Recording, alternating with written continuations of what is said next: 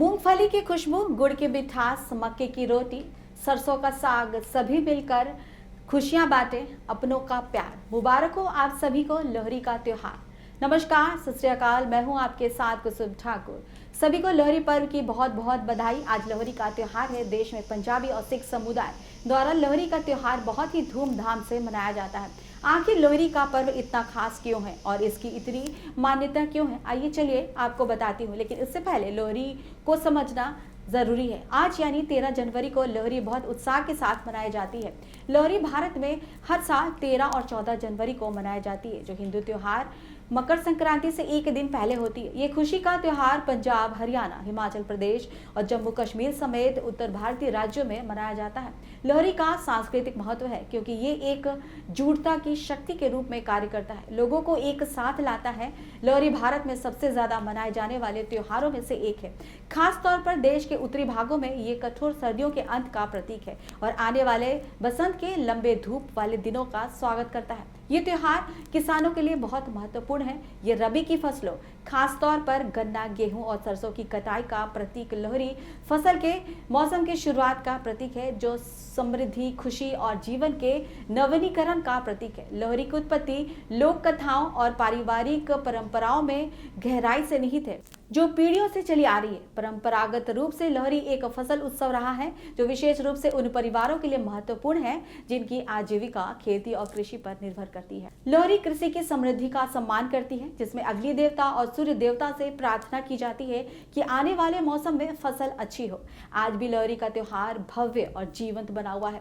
शाम को लोग अलाव जलाकर लोक गीत गाते हैं, भांगड़ा और गिद्दा जैसे पारंपरिक नृत्य करते हैं और गुड़ रेवड़ी बांटते हैं। तिल, गुड़, पॉपकॉर्न और मूंगफली जैसी चीजों को आभार के तौर पर अग्नि में डाला जाता है। इस अवसर पर मक्की की रोटी, सरसों का साग, तिल के लड्डू, गज्जक और रेवड़ी तैयार किए जाते हैं। परिवार अलाव के चारों ओर इकट्ठा होकर तिल, गुड़ और पॉपकॉर्न चढ़ाते हैं और ढोल की ताल पर नाचते हैं, जिससे उत्सव में एक जीवंत स्पर्श जुड़ जाता है। लोहड़ी किसानों के लिए विशेष रूप से महत्व रखता है क्योंकि ये गेहूं, गन्ना और सरसों जैसी रबी फसलों की कटाई का मौसम है। ये बुआई के मौसम के अंत और एक नए कृषि चक्र की शुरुआत का भी प्रतीक है। कृषि के अलावा ये त्योहार समुदायों को प्राकृतिक मौसम की शुरुआत का प्रतीक है, जो समृद्धि, खुशी और जीवन के नवीनीकरण का प्रतीक है।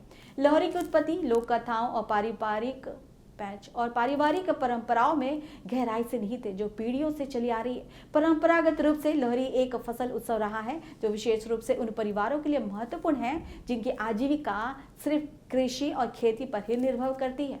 लोहड़ी किसानों के लिए विशेष रूप से महत्व रखता है क्योंकि ये गेहूं, गन्ना और सरसों जैसी रबी फसलों की कटाई का मौसम है। ये बुआई के मौसम के अंत और एक नए कृषि चक्र की शुरुआत का भी प्रतीक है। कृषि के अलावा ये त्योहार समुदाय को प्रकृति के प्रति आभार व्यक्त करने और समृद्धि को उर्वरता के लिए आशीर्वाद मांगने के लिए एक साथ लाता है। कई लोगों के लिए ये परिवार और सांप्रदायिक सद्भाव के महत्व को बढ़ाता है। समय के साथ ये अग्नि पूजा का उत्सव भी बन गया है, जो गर्मी और प्रकाश का प्रतीक है। लोहड़ी के बाद कठोर सर्दी कम होने लगती है और दिन लंबे होने लगते हैं। लोग पवित्र अलाव के लिए विशेष खाद्य पदार्थ और प्रसाद तैयार करते हैं। उनका मानना है कि ये अनुष्ठान समृद्धि लाती है और बुराई को दूर भगाती है, जिससे आने वाले मौसम उज्जवल और अधिक सफल होता है। आज भी भागदौड़ भरी दुनिया में लोहड़ी परिवार, दोस्तों और पड़ोसियों से फिर से जुड़ने का मौका देती है। ये परंपराओं को संजोने, आभार व्यक्त करने और जीवन में गर्मजोशी और सकारात्मकता का स्वागत करने का समय है। चाहे आप अलाव जला रहे हो, खाना बांट रहे हो या पारंपरिक नृत्य कर रहे हो, लोहड़ी समुदाय, उत्सव और नई शुरुआत की भावना को मूल रूप देती है। अभी के लिए बस इतना ही। आप सभी को जी मीडिया की ओर से लोहड़ी की बहुत बहुत बधाई। आने वाले समय में सुख और समृद्धि की कामना के साथ आपसे विदा लेती हूँ। धन्यवाद।